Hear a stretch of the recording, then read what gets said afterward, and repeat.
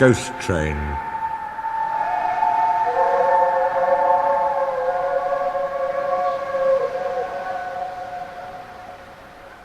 And every year on the date of the accident, it runs again, plunging into the gap, shrieking like a lost soul.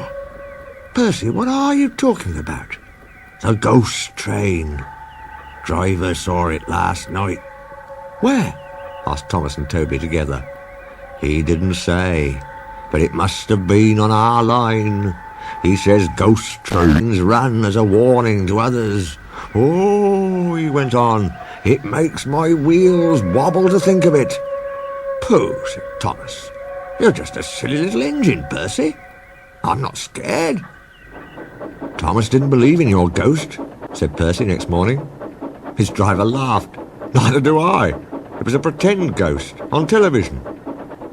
Percy was disappointed, but he was too busy all day with his stone trucks to think about ghosts. That evening he came back, light engine, from the harbour. He liked running at night.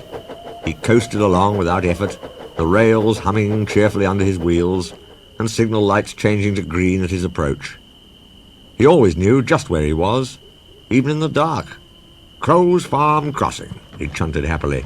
We shan't be long now. Sam had forgotten that Mr. Crow wanted a load of lime taken to 40-acre field. When he remembered, it was nearly dark. He drove in a hurry, bumped over the crossing, and sank his cart's front wheels in mud at the field gate. The horse tried hard, but couldn't move it. The cart's tail still fouled the railway.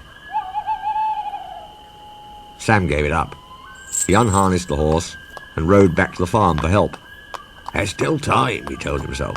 The next train isn't due for an hour. But he'd reckoned without Percy.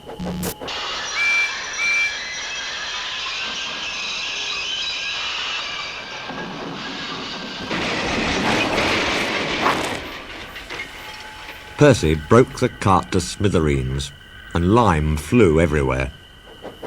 They found no one at the crossing, so went on to the nearest signal box. Hello, said the signalman. What have you done to Percy? He's white all over. Percy's driver explained. I'll see to it, said the signalman. But you'd better clean Percy, or people will think he's a ghost. Percy chuckled. Do let's pretend I'm a ghost and scare Thomas. That'll teach him to say I'm a silly little engine.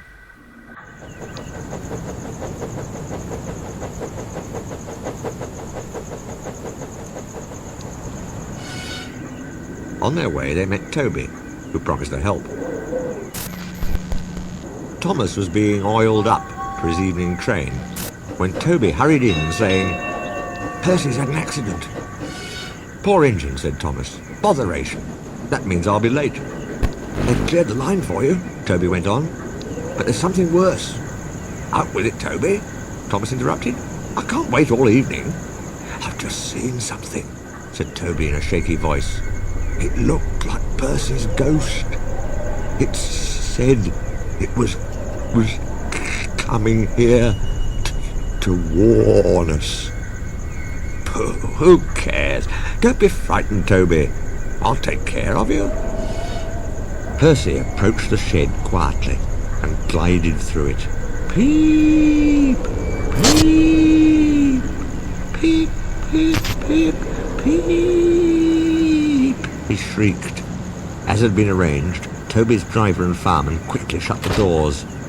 Let me in, let me in, said Percy in a spooky voice. No, no, answered Toby, not by the smoke of my chimney, chim. I'll chaff and I'll puff and I'll break your door in. Oh! Whoa, dear, exclaimed Thomas. It's getting late. I'd no idea. I must find Annie and Clarabel. He hurried out the other way. Percy was none the worse for his adventure. He was soon cleaned, but Thomas never returned. Next morning, Toby asked him where he'd been. Oh, well, said Thomas, I knew you'd be sad about Percy, and I didn't like to intrude. I slept in a good bed, and Oh, he went on hurriedly. Sorry, I can't stop. Got to see a coachman at train. And he shot off like a jackrabbit. Percy rolled up alongside. Well, well, well, he exclaimed. What do you know about that? Anyone would think, chuckled Toby, that our Thomas had just seen a ghost.